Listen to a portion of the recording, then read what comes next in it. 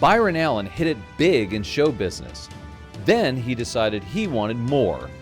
Once a star comedian and a joke writer, Allen gave it up more than 25 years ago when he launched Entertainment Studios, Inc. Today, the production company counts 7 TV networks to its name. On top of that, Allen made waves this year when he acquired the Weather Channel for $300 million. He's here to talk about how he turned his talent into an enterprise. Plus, he'll help us make sense of an entertainment industry in flux.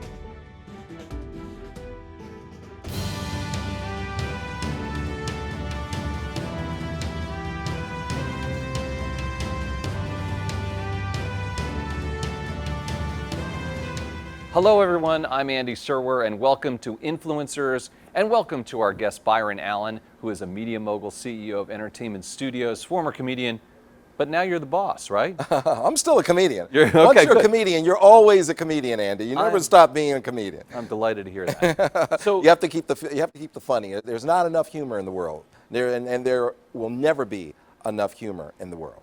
I couldn't agree with you more. But tell us about your company and your business, because I think a lot of people aren't familiar with it yet. The company. You know, I started it 26 years ago from my dining room table. And, started in, well, you have to go back, you talk about being a comedian. You know, I started doing stand-up comedy when I was 14 years old. And my mom used to give tours of NBC. My mother she went to UCLA, got her master's degree in cinema TV production. And because she was at UCLA, they gave her a job as an intern at NBC. And she converted that into being a tour guide and then an executive in the media and the marketing department, publicity and marketing department. And because she was a tour guide there, I used to go out there to NBC after school and in the summer and hang out and wait for my mom, and fell in love with television. Fell in love with just watching Johnny Carson do The Tonight Show, Flip Wilson do his show, Red Fox do Sanford and Son, Freddie Prinze do Chico and the Man, an unknown sportscaster on KNBC, Brian Gumbel, do the sports at KBC. The weatherman was Pat Sajak, who went on to do, Wheel of Fortune. And I just watched all of these amazing, talented people making television and making people laugh. Bob Hope would come in and do his specials, George Burns. It was just the best playground on planet Earth to go to NBC, wait for your mother to get off work, and watch them make all of this unbelievable television and entertain the world. But you wanted to be in front of the camera at first. Yeah, and I fell in love. I said, this is it. This is what I'm going to do for the rest of my life. I'm going to make people laugh and be in front of the camera. And I would just go from set to set to set and watch Johnny Carson and watch Bob Hope and watch, Red Fox and Flip Wilson. And I started doing stand-up comedy. I started performing at the Comedy Store when I was 13 or 14 years old. And a guy came up to me one night after I was on stage, like first or second time I was on stage. Wayne Klein.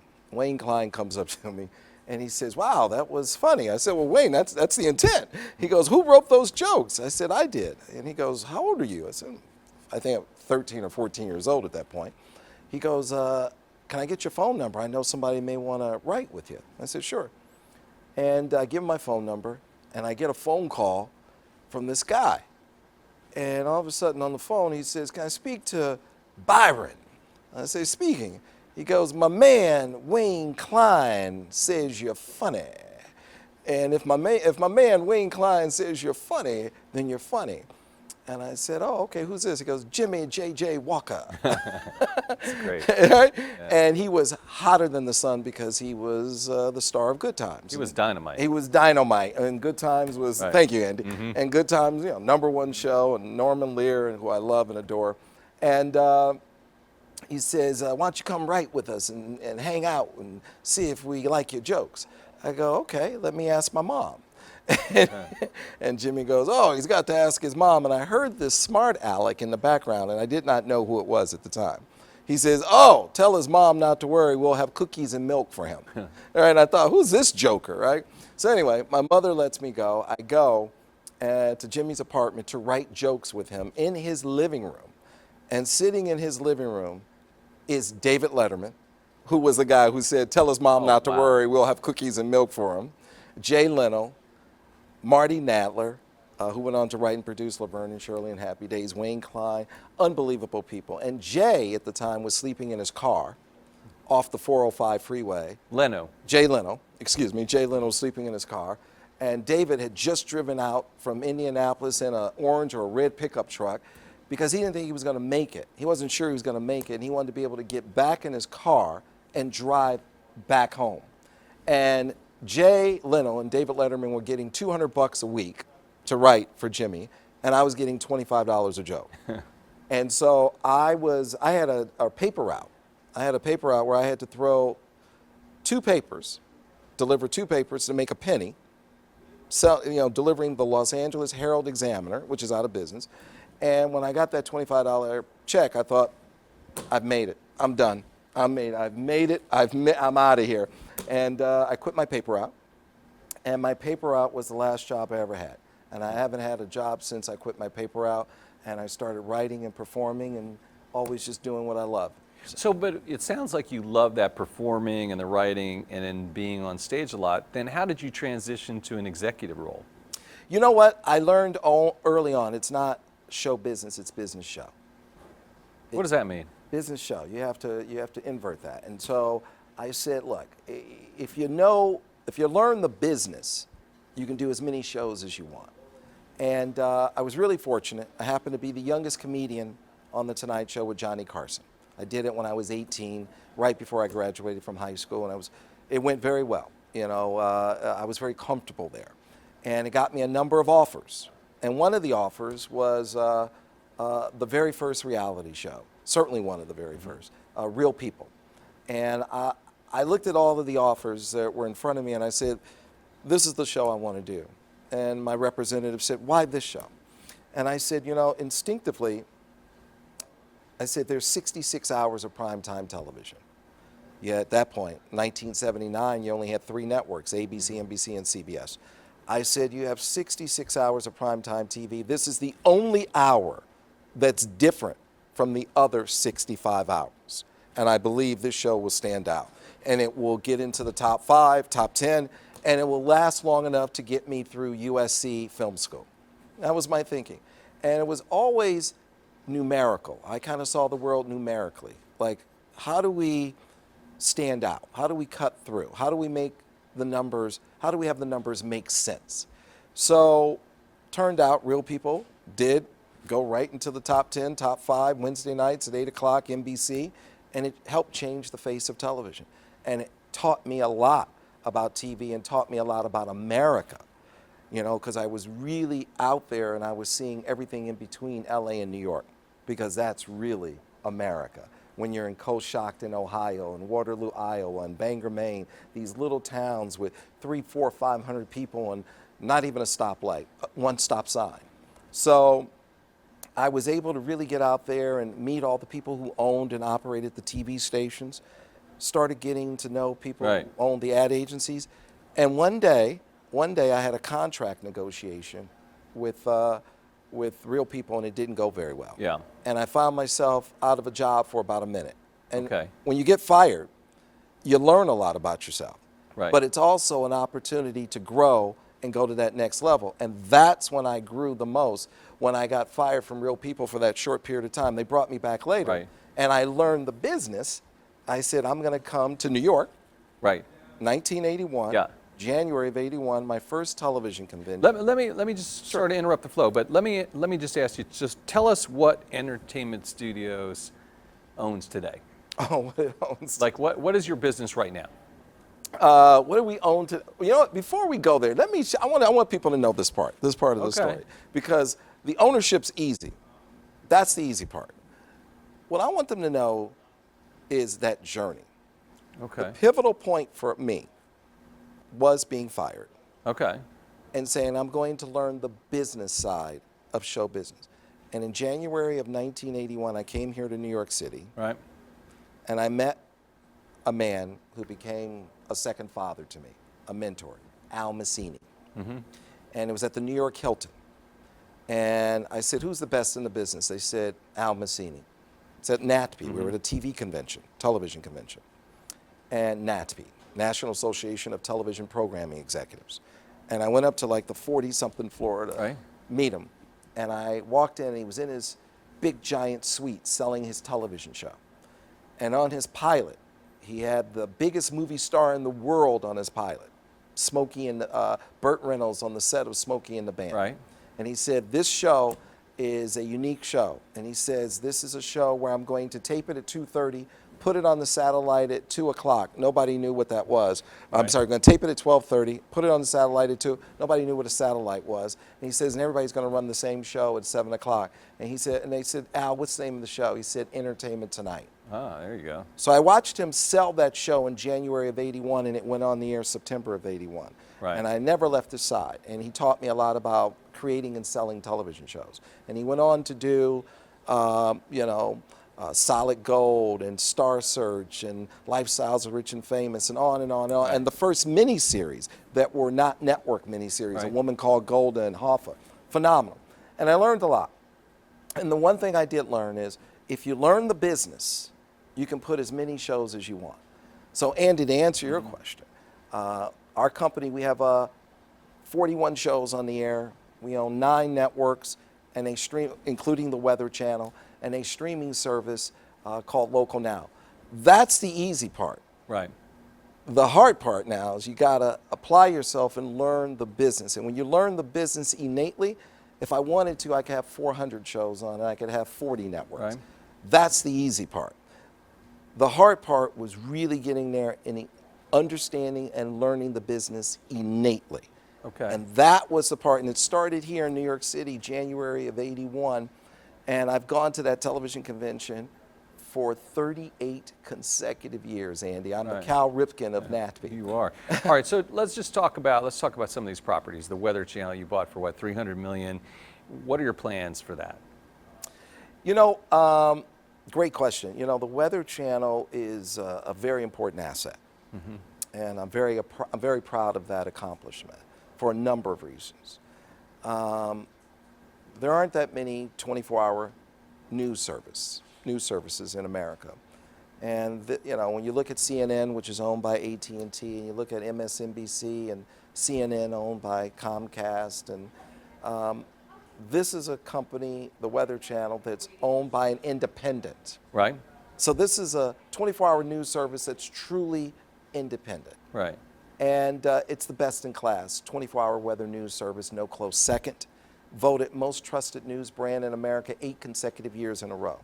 So it's a huge responsibility to own this phenomenal asset, and I don't take it lightly. It's approaching its 38th anniversary, and what I plan to do with it is to make sure that we protect human life, that we protect lives, that we protect people, and we protect their families, and we protect their loved ones, we protect their pets, we protect their assets, we protect their businesses, we protect what they love. And also use it as a platform to get people to pay attention that the environment is very important, and that we have to focus on making sure we do everything we can to improve the environment. Right. 417 consecutive months, we've had record-breaking temperature. Right. That's a problem. The environment will kill way more people than any terrorist group, than any, wars. The environment will take us out at a far greater rate than anything. Just ask the dinosaurs. This has to do with climate change, right? This has to do with climate change. This has to do with the environment. And the environment, you're going to create a lot of weather refugees, right? Food shortages, medicine.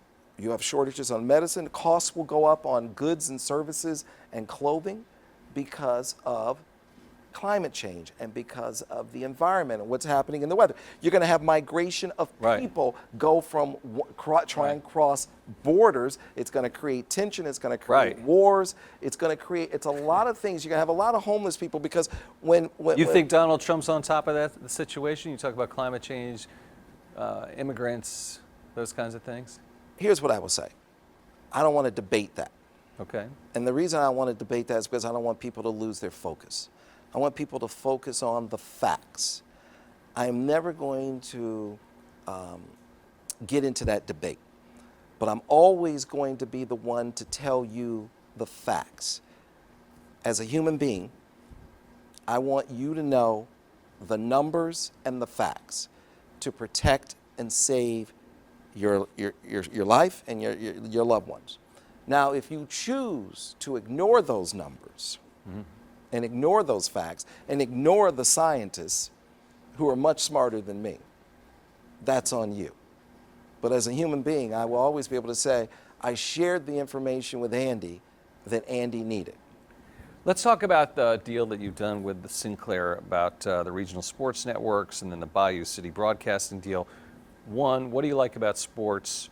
Two, what about this local markets transaction you just did? You know, Larry Ellison from Oracle was a neighbor of mine out in Malibu, and he and I would chat a little bit out on the beach. And one day, he was over at my house, and he said, you know, I was with Rupert Murdoch earlier today, and I asked Rupert, I said, talk to me about television. How's the TV business? And Rupert said to Larry Ellison, Larry, I can tell you everything you need to know about television in 30 seconds. Do you have time? And Larry said, yeah, Rupert, I have time. And Rupert said to Larry, one word, sports. It's the biggest thing ever. It's the true religion of America, sports. That's what we love. And we are religious about it. And it's a great business. It's a phenomenal business. And it will continue to be a great business. I was pursuing the acquisition of Tribune Broadcasting. And that acquisition did not go in our favor. We did not achieve that. And so it came up at the same time as the regional sports networks, Tribune and the regional sports networks. And I decided to go after Tribune. Nexstar did a phenomenal job. They beat us out of it. They got it. And so I said, okay, what are we going to do next? And so what's going on with these regional sports networks? They were available still. And I decided to work with Sinclair, and we acquired them from Disney. Disney had to sell them per their consent with the consent decree with the DOJ. 21 regional sports networks, and it's a great business. And I believe we're going to be able to grow that business. I think Sinclair, who I've worked with for many, many years, I worked with Dave Smith, who's terrific. Does Sinclair's politics bother you at all? I mean, politics and business, in my opinion, they don't mix. You believe what you believe, and I believe what I believe, and I love that about America. That is why America's great, our democracy. Right. You have your opinion, I have mine. I may not agree with your opinion, Andy, but I will give up my life to defend your right to have it. So that's different. And Dave Smith's, he and I have a great relationship. Dave and I have been doing business together. The head of Sinclair for over 25 years when he basically had 2 television stations, Pittsburgh and Baltimore. Now he's about 200 plus TV stations or whatever it is. So I don't let that get in the way. There's business and there's politics. And we can put politics aside. You don't necessarily agree with them, but you don't have to, is what you're saying. Let's do the American thing. Let's make some money together. Okay. Right? Let's make some money together. All right. Let me ask you about something else going on with regard to some companies you've dealt with before, which is you have litigation outstanding against Comcast and Charter suing them for racial discrimination. What's up with that? Great question. Coretta Scott King was a good friend of mine. I had bought the rights to her life story because I wanted to look at Martin Luther King through her eyes. And she said something to me that changed my life forever, Andy. She said, as African Americans, we've had 4 major challenges in this country. Number 1, end slavery. Number 2, end Jim Crow, which I think was more damaging than slavery. Because when we were slaves, we were an asset. So you protected your slaves. But when we became free, we were no longer an asset, we were a liability.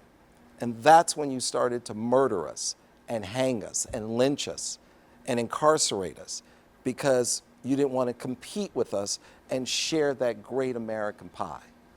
So number 2, end Jim Crow, which was the most dangerous period. Number 3, achieve civil rights. And then she choked up and she said, number 4, the real reason they killed my Martin, achieve economic inclusion. She said, Byron, they didn't kill him over the I have a dream speech. They killed him over the other America speech. There are 2 Americas. That's the speech that he gave that they killed him shortly after, where he said there are 2 Americas. One America has access to opportunity, jobs, education, mentorship. And I love this part of his speech. What does it matter if I can sit at the same lunch counter as my white counterpart and I cannot afford the same hamburger? There are 2 Americas, and 2 Americas will not survive. We need 1 America. And it's as if he wrote the speech yesterday and he wrote it over 50 years ago. And that's the speech that got him killed, because he was pushing for economic inclusion for all Americans, especially poor white Americans. Right. And they killed him on the spot that he started. So, on these lawsuits, Yes. to answer your question, Yes. when we look, the Obama administration came to me, and I'm not a litigious person, and I've never sued anyone in my life. And the Obama administration came to me and said, these corporations want to get bigger and they want to merge. Are they good corporate citizens? And I said, the answer is not no, it's hell no. And I'm going to do it the way I always do it, numerically. The industry spends over $70 billion a year licensing cable networks, $70 billion a year paying out to have cable networks on their platforms. None of that is going to African Americans, Hispanics, Asian people, people from the gay community. And if you don't own your networks, you don't control your image, your likeness, how you're produced and distributed. And I'm talking about ownership, Andy, not to be confused with images, right? So I had a guy ask me one day, a white guy, he says, why does it have to be ownership? Well, I see lots of black faces on television. And I said, you're a father, right? Mm-hmm. He said, yeah. And I said, I'm a father. I said, how would you feel if I control your daughter's image and how she grew up and how she saw herself and how others saw herself? Are you cool with me as an African-American man having that control over how your white daughter grows up seeing herself? And he said, no. I said, why would you expect anything differently from me? There's a big difference between being on the camera and owning it. Right, and now the Supreme Court is going to be Well, let's finish that thought. Comcast. You're jumping ahead, Andy. Okay, Let's I'm finish jumping. This is too important. Okay. Let's cover this thoroughly. So I said you need to understand the difference between being in front of the camera and ownership. Mm-hmm. This is something about ownership and controlling our image and how we're produced and seen around the world. So I said, when the industry is spending $70 billion a year licensing cable networks and African Americans get zero, that means we don't have economic inclusion. And I said, through the lawsuits, I will be able to prove that over 300 people or more have gone to Comcast and Charter and has said, can I have a cable network, and has not achieved 100% ownership on those platforms. And what I said specifically to those networks and to those platforms, to those cable operators, is that this has to change. And when I filed the lawsuit against Charter, Tom Rutledge had a board of 11 board members, and all of the board members were white males. And I said, Tom, you're not going to have a woman who represents 60% of the global population on your board, no one of color. You have thousands of employees and you didn't even have a chief diversity officer. I'm not the bad guy here, because I am the one holding you accountable and saying that we must have a seat at the table and we must have economic inclusion. And that is the fourth and final chapter for African Americans and for a better America, economic inclusion for all Americans, including Asians and Hispanic people and gay people and African Americans and everyone, and poor white people who come from very humble beginnings. We have to level the playing field. That's the reason for the lawsuits. And it's interesting when you think about it, because this is history, Andy. Charter lost in federal court in downtown Los Angeles, and they lost twice at the Ninth Circuit because they appealed it, and the Supreme Court rejected their case. What is that saying to Tom Rutledge? It's what I've always said to Tom. Tom, let's sit down. Let's talk. And he still hasn't accepted that invitation. And to me, that says you're not respecting me as a man and as a human being, because I'm willing to sit down and talk to you. And I bet you if we talked man to man, human being to human being, we could resolve this in 1 hour. But I'll let the courts tell you if you won't let me have the opportunity to tell you. And a good leader would sit down and talk to any man that's willing to talk to him. So to answer your question, Andy, that's why those lawsuits exist, and that's why they're very important. And that's why we've been winning, and we will continue to win. And the Ninth Circuit has accepted one nuance of the lawsuit, which is what level of discrimination did you apply? That's the only thing the Ninth Circuit, the Supreme Court's looking at. And by the way, we're going to continue to win. We're going to win, and more importantly, we're going to change the way the world does business, and the world's going to do business with every American in a fair and equitable way. That is I'm not a woman, so I can't sue on behalf of women. I can't sue on behalf of Hispanic people. I can't sue on behalf of gay people. If I could, I would. My standing is as an African American, and I want equal access for economic opportunity for all Americans, and that's why I filed the lawsuits. All right, well, thank you for explaining that. You obviously have some strong feelings there, no doubt. Let's talk about... a little bit. Yeah. Let's talk about some people you admire in the world of business. Sure. Hollywood, and then also business writ large. Oh, my God. You know... you talked about Hollywood already, so let's talk about business. You know, there's a lot of people. I remember as a kid, I love Henry Ford. I'm from Detroit, Michigan. Ah, okay. Yeah, my daddy worked at Ford Motor Company for over 30 years. My granddaddy worked at Great Lakes Steel for over 30-something years. These guys never called in a day sick, and they got to work an hour early every day. And my grandfather got to work and taught himself how to read, and drank really bad coffee every day. So my work ethic comes from that blue-collar mentality that I saw in my father, my grandfather, and my mother. So I love Henry Ford and Andrew Carnegie and Rockefeller, the industrial revolutionists. You know, they were amazing. And 100 years ago, it was the Industrial Revolution. And today, 100 years later, it's the digital revolution. And you're seeing the exact same transformations 100 years later that the Industrial Revolution brought, now the digital revolution is bringing.